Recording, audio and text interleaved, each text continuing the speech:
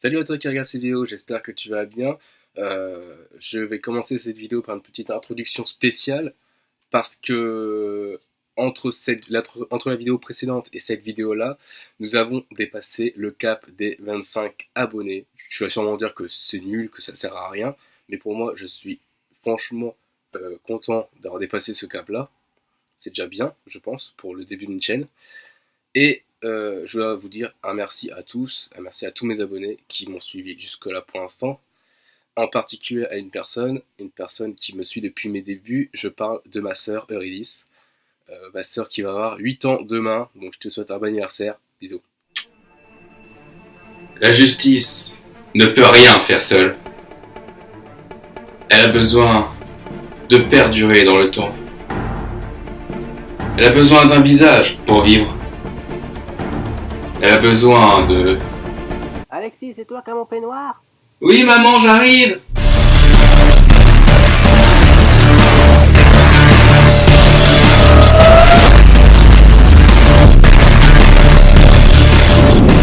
Hey, salut à toi qui regarde cette vidéo, est-ce que tu vas bien? Je suppose que oui. Vous savez quel jour on est? On est le 4 février, et vous savez dans quelques jours sort le film Black Panther. Ne vous inquiétez pas, je me chargerai de faire un ciné-critique sur ce film qui a l'air pas mal du tout en fait. Parce que franchement, chapeau l'artiste.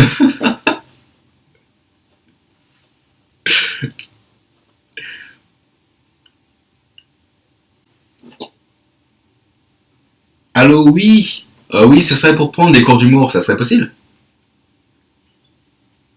Elle m'a raccroché au nez. Et donc, avant de faire un ciné-critique sur Black Panther, je voulais faire un ciné-débat sur Marvel. Parce que vous savez, j'adore Marvel. Mais vu que je suis pas à 6, j'ai décidé de rajouter DC Comics et on va pouvoir les faire se battre. C'est donc parti pour le ciné-débat numéro 3, Marvel versus DC Comics. Avant d'entrer dans le vif du sujet, je tiens à vous préciser que tout ce que je vais dire actuellement, à partir de maintenant, sera strictement personnel et subjectif. Donc, c'est-à-dire que si vous pensez pas comme moi, c'est normal et il n'y a pas mort d'homme.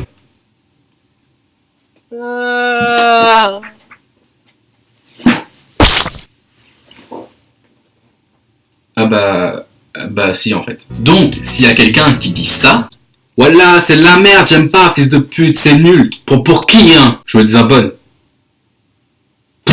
Et ben ce n'est qu'un petit con, tout en restant poli. Mais tout d'abord, pourquoi avoir choisi ce ciné-débat là? Et ben uniquement parce que j'adore me foutre de la gueule de DC Comics. Bisous. Et aussi parce que, surtout, aucun youtubeur ou cinéaste français n'a fait ce débat-là. On a des Espagnols, on a des Américains, on a des Anglais aussi, je crois bien, mais aucun Français n'a fait de débat sur Marvel versus DC Comics. Pas compris. Donc, me voici pour remettre la France à la première position aux yeux de ce monde. Mais un pouce rouge si tu penses que la France est la meilleure. Donc, Marvel. Marvel, M-A-R-V-E-L, on sait que c'est toi la plus belle. Tout le monde sait que c'est Stan Lee et Jack Kirby qui ont inventé Marvel. Mais aujourd'hui, nous allons seulement parler de la licence cinématographique qui a été créée en 1993. Donc oui, forcément, nous allons parler du Marvel Cinematic Universe, ou MCU pour les intimes, qui est sûrement la plus grosse construction cinématographique que je connaisse. En effet, tout le MCU repose sur l'univers Marvel, donc c'est normal, il ne faut pas qu'il y ait une seule incohérence dans l'histoire. Depuis 2008 et jusqu'à maintenant, les films se succèdent et les succès se ressentent. Ouh, instant littéraire. C'est ce qu'on appelle une allitération. Bisous. En plus j'ai fait une rime, si c'est pas incroyable ça. En 10 ans, le MCU a réussi à percevoir des milliards de dollars de recettes et a réussi à pondre des bombes cinématographiques. Instant mathématique.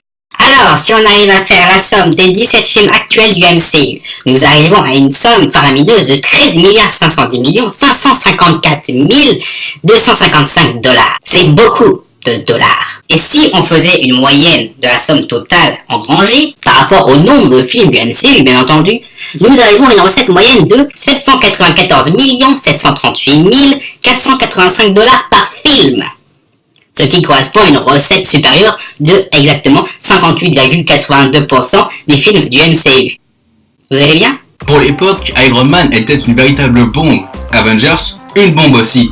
Civil War, pareil, une bombe. Et Black Widow... Pardon. Et le pire dans tout ça, c'est que la construction entre tous les films est parfaitement cohérente. Au début, tu présentes les héros, ils sont seuls à apparaître dans des films.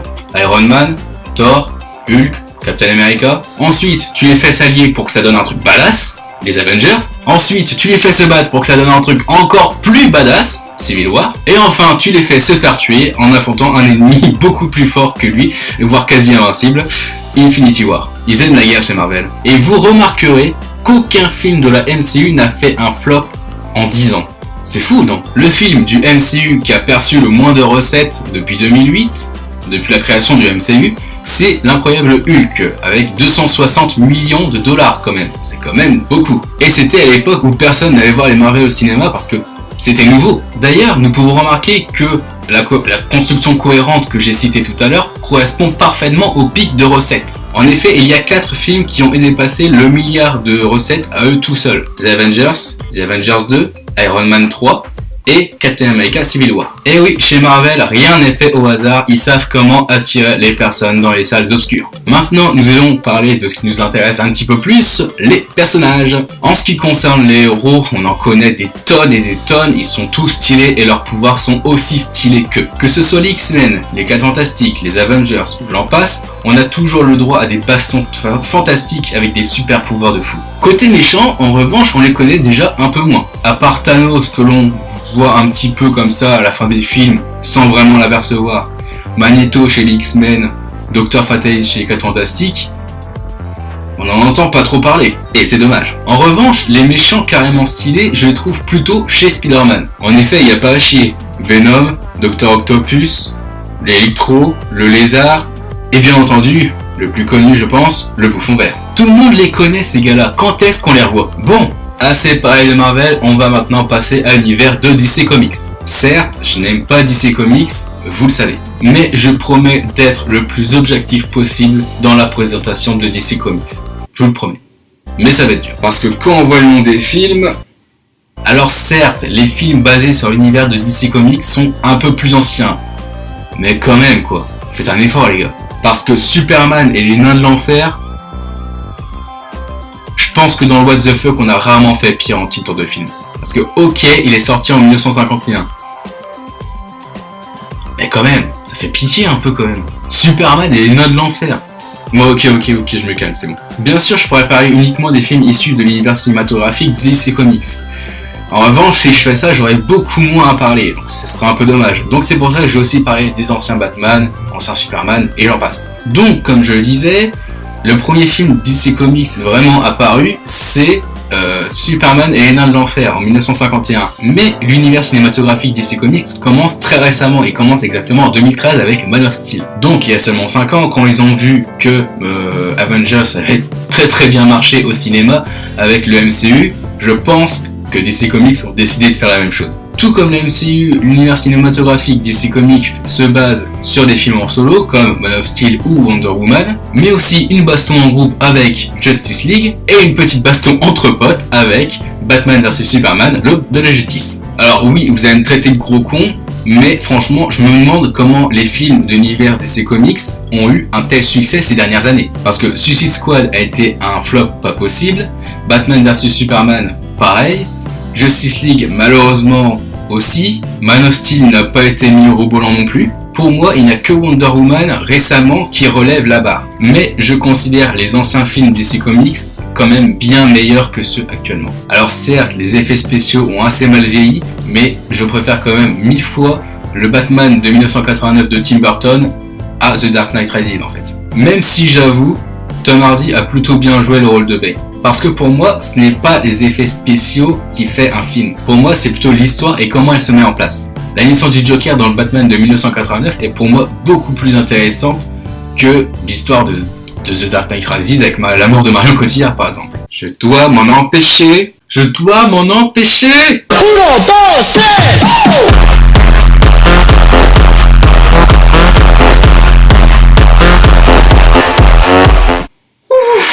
Ça fait du bien. Ce qui est bizarre, c'est que j'aime tous les films DC Comics que tout le monde n'aime pas, et en revanche, je n'aime pas les DC Comics que tout le monde aime.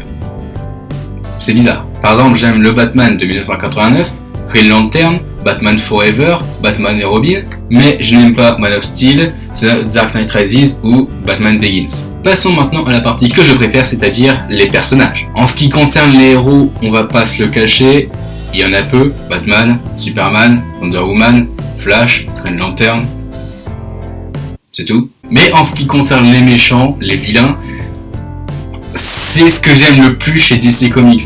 Parce que j'ai beau dire, oh DC Comics c'est de la merde, quand il y a des méchants, je suis là. Il y a une multitude de vilains plus connus les uns que les autres, c'est incroyable. Joker, bien évidemment, Harley Quinn, Pingouin, Mr. Freeze, Deadshot, Bane, Double Face, Lex Luthor, Catwoman, Poison Ivy, et la liste est encore longue. Mais maintenant, on va se stopper là. Qui, de Marvel ou de DC Comics, va remporter le cinéma numéro 3 ? Marvel. Pourquoi Marvel ? Tout simplement parce que cinématographiquement, c'est quand même plus réfléchi, c'est quand même bien mieux, on va pas se le cacher. Et dans l'histoire qu'ils veulent créer avec l'univers Marvel, c'est quand même beaucoup mieux construit, je trouve. Après, je ne dis pas que DC Comics c'est de la merde, loin de là. Je dis juste que j'aime beaucoup moins. Et puis, j'ai pas compris le fait de faire une alliance de méchants, alors que ces méchants-là, on les a même pas vus dans des films auparavant. À part le Joker, mais c'était un autre Joker, donc... Ils arrivent dans Suicide Squad, le cheveu sur la soupe, mais on les connaît pas du tout. En ce qui concerne les personnages, en ce qui concerne les héros, c'est Marvel qui gagne largement. Il y a des milliers de héros dans Marvel, peut-être contre même pas une centaine dans DC Comics. Et puis, je trouve que Marvel ont un sens de la description des personnages, de leur vie, franchement incroyable, que chez DC Comics, je ne trouve beaucoup moins. En revanche, pour les méchants, je suis quand même beaucoup plus mitigé, mais je donnerai le point à DC Comics, parce que, pour moi, c'est eux qui sont les méchants les plus connus, et aussi, franchement, on va pas se le cacher, les plus classes. J'espère donc que cette vidéo cinéma numéro 3 sur Marvel vs DC Comics vous a plu. Si vous voulez d'autres cinémas dans ce style et un peu plus long comme celui-là, n'hésitez pas à le dire dans les commentaires en dessous de la vidéo. Lâchez le petit pouce bleu qui fait plaisir, et n'hésitez pas à partager, c'est important. Aussi, je sais pas si vous avez vu, mais regardez. C'est beau, non ? J'ai décidé de refaire un petit peu mon décor parce que, je vais pas vous le cacher, un mur blanc c'est un peu pourri. Donc j'ai décidé de faire mon petit logo version activité manuelle. Et puis, mon petit bouclier Captain America que j'ai acheté à Disney pendant les vacances de Noël. Sur ce, à très bientôt, j'espère que vous allez bien. Tchuss !